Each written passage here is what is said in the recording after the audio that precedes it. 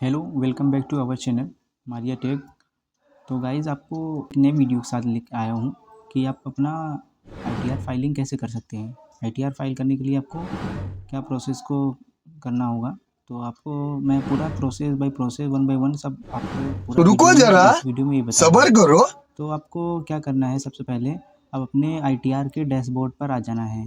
जैसे कि मैं डैशबोर्ड आप देख रहे होंगे सामने, तो इंटरफेस खुला हुआ है। तो आपको क्या करना है, सबसे पहले ई फाइल पे क्लिक करना है। ई फाइल पे क्लिक करने के बाद इनकम टैक्स रिटर्न के बाद फाइल इनकम टैक्स रिटर्न, फिर उसके बाद सिलेक्ट असेसमेंट ईयर करेंगे, आपका जो ईयर फाइल कर रहे हैं। तो मेरा 2024-25 है, तो 24-25 आपका भी होगा, सेलेक्ट कर ले, फिर कंटिन्यू करेंगे। उसके बाद स्टार्ट न्यू फाइलिंग पे क्लिक करेंगे। स्टार्ट न्यू फाइलिंग क्लिक करने के बाद अदर पे करेंगे, इंडिविजुअल पर। जैसा आपका जो कंपनी हो, मेरा तो इंडिविजुअल है, मैं तो अपना खुद का रिटर्न फाइल कर रहा हूँ, तो उसमें मैं कर दिया। फिर उसमें ITR-4 मैं आपको बता रहा हूँ, ITR-4 फाइल करेंगे। उसको क्लिक करने के बाद टैक्सेबल वैल्यू उसमें अदर सेलेक्ट करेंगे, अदर के बाद कंटिन्यू करेंगे, फिर पर्सनल इन्फॉर्मेशन मांगेंगे, तो इसमें आपको क्लिक करना है। जैसे कि आप देख पा रहे हैं, हम क्लिक करेंगे उस पर। क्लिक करने के बाद जो जो हमारा तो पहले से इसमें सब कुछ है, आपका जो नहीं रहेगा, अगर फर्स्ट टाइम करेंगे तो उसमें आपका नहीं रहेगा, लेकिन मैं कई बार कर चुका हूँ, तो उसमें सब कुछ अपडेट है। और फिर मैं इसमें नेचर ऑफ एम्प्लॉयमेंट अदर कर देंगे, हम अदर कर दिए अपना। और इसमें कोई नोटिस नहीं है, तो हमारा सब हम टाइम से है अपने, तो टाइम पर है, तो मैं उसमें कुछ भी सिलेक्ट नहीं करूँगा। तो और जो कुछ भी है, जैसे कि इसमें देख रहे हैं हम टैक्स रिजाइम नहीं लेना है, तो न्यू टैक्स रिजाइम के थ्रू करें तो नो करेंगे। अब अगर ओल्ड टैक्स रिजाइम करेंगे तो यस विद ड्यू डेट, तो आपको उसमें एक्नॉलेजमेंट नंबर मांगेगा, तो उसमें आपको और भी कुछ देना होगा, लेकिन मैं न्यू रिजाइम के थ्रू कर रहा हूँ। तो whether this return is being filed by your present AC, yes yes अगर है तो आप यस करें, नहीं तो नो। मैं तो नो, मैं खुद फाइल कर रहा हूँ। और बैंक अकाउंट आपको यहीं पे देखना होगा, बैंक अकाउंट कौन सा देना है। तो मेरा बैंक अकाउंट ऐडेड है, आपका भी बैंक अकाउंट ऐड होना चाहिए इसे। तो अगर आपका ऐड नहीं होगा तो इसमें ऑप्शन आएगा, आप ऐड कर लीजिएगा। तो और फिर उसमें नेक्स्ट ऑप्शन है sir gross total income. Gross total income में करेंगे क्लिक। उसके बाद ट्रांसफ़र आप देखेंगे, first are you eligible to claim exemption in respect of expenditure incurred on cost of travel on tour of transfer. अगर आपका ये सब है, आपको यहाँ से टीडीएस रीसेस जो भी मिला हो, अगर क्लेम करना चाहते हैं, अगर हो आपका तो यस करें, नहीं तो नो। मेरा तो उसमें नहीं कुछ है, तो मैं फिर नो सेलेक्ट कर लिया। और फिर ऐसे ही सेकंड नंबर पर भी है, थर्ड नंबर पे है। तो आपको किसी ट्रांसपोर्ट से या फिर कहीं से भी है, तो नहीं मेरा नो है, तो मैं कंटिन्यू पे अपना क्लिक कर दिया।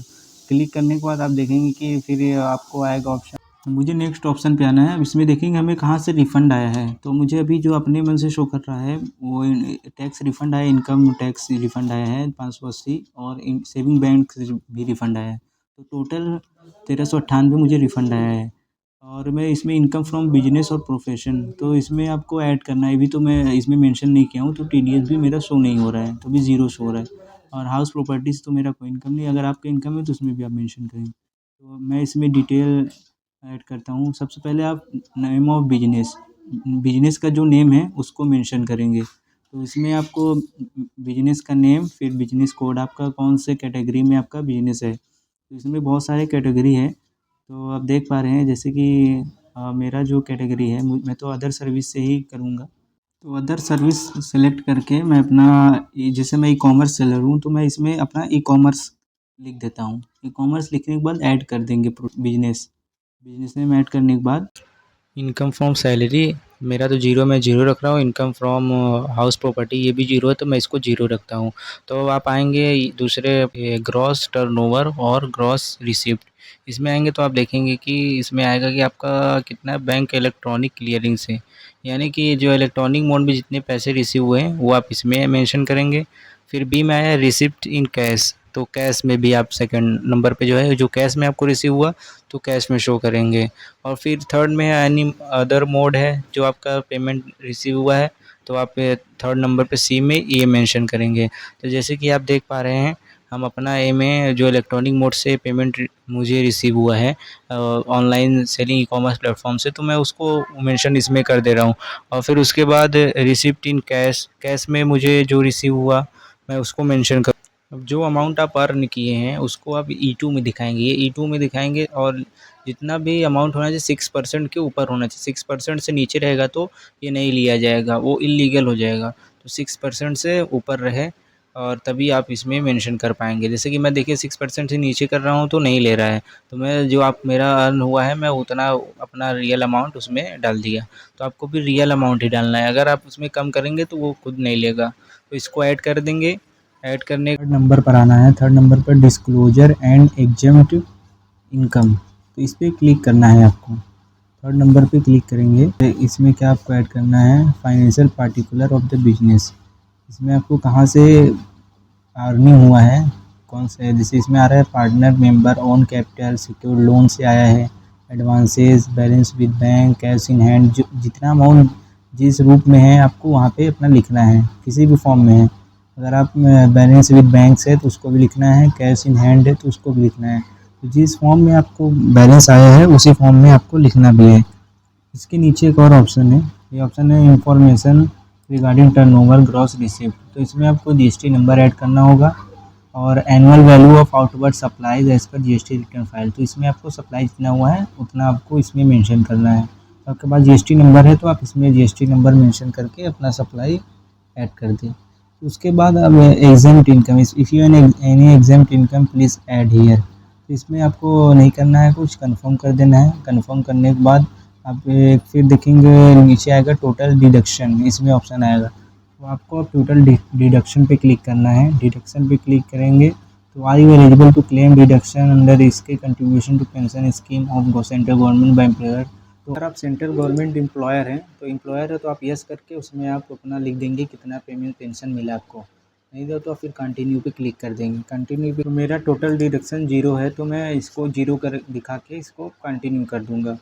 कंफर्म करने के बाद अपना इसमें देखेंगे, तब इसमें ऑप्शन आएगा टैक्स पेड का, टैक्स पेड का ऑप्शन आएगा, उस पर क्लिक करेंगे।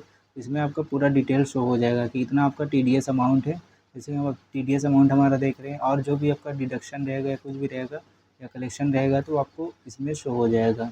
तो हमारा जो था हमको कंफर्म करने के बाद प्रोसीड कर देंगे। प्रोसीड करने के बाद आप देखेंगे उसमें ऑप्शन आएगा प्रीव्यू रिटर्न, प्रीव्यू रिटर्न पर क्लिक करेंगे। प्रीव्यू रिटर्न पर क्लिक करने के बाद फिर प्रीव्यू रिटर्न पर क्लिक करने के बाद कुछ इस तरह से इंटरफेस खुलेगा, उसमें आप टिक लगाएंगे, आपका लोकेशन आपका वेरीफाई कर लेगा, वो डेट वेरीफाई हो जाएगा। तो इसमें अगर आप टीआरपी नंबर है तो आपके पास टीआरपी नंबर डाल दें, नेम ऑफ टीआरपी, और तो मैं इसमें कुछ नहीं डालता हूँ टीआरपी, तो इसमें डायरेक्टली प्रोसीड टू प्रीव्यू कर देता हूँ। प्रोसीड टू प्रीव्यू करने के बाद आप देखेंगे फॉर्म फिल होकर रेडी हो जाएगा, आपको प्रीव्यू दिखा जाएगा कि क्या आपने फिल किया है, आपने फिल जो किया था वो सही है या नहीं, आप अपना चेक कर सकते हैं।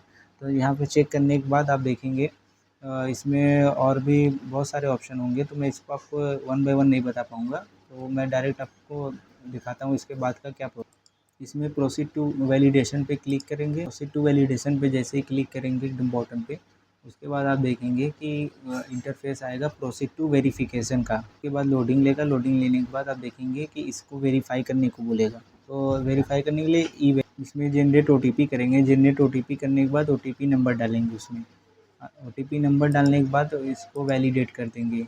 वैलिडेट पे क्लिक करने के बाद आप देखेंगे इसमें अब सबमिट का ऑप्शन आएगा, verify your return and submit, तो इसमें आपको सबमिट पे क्लिक कर देना। सबमिट में देखेंगे you have successfully filed and verified your return, तो इसमें सबमिट हो गया है। अब आपको अगर चेक करना है कि हमारा फाइल रिसेंट जो मैं अभी अप्लाई किया हूँ, फाइल किया हूँ, तो वो क्या फाइल्ड हुआ कि नहीं हुआ, तो स्टेटस आपको चेक करना है।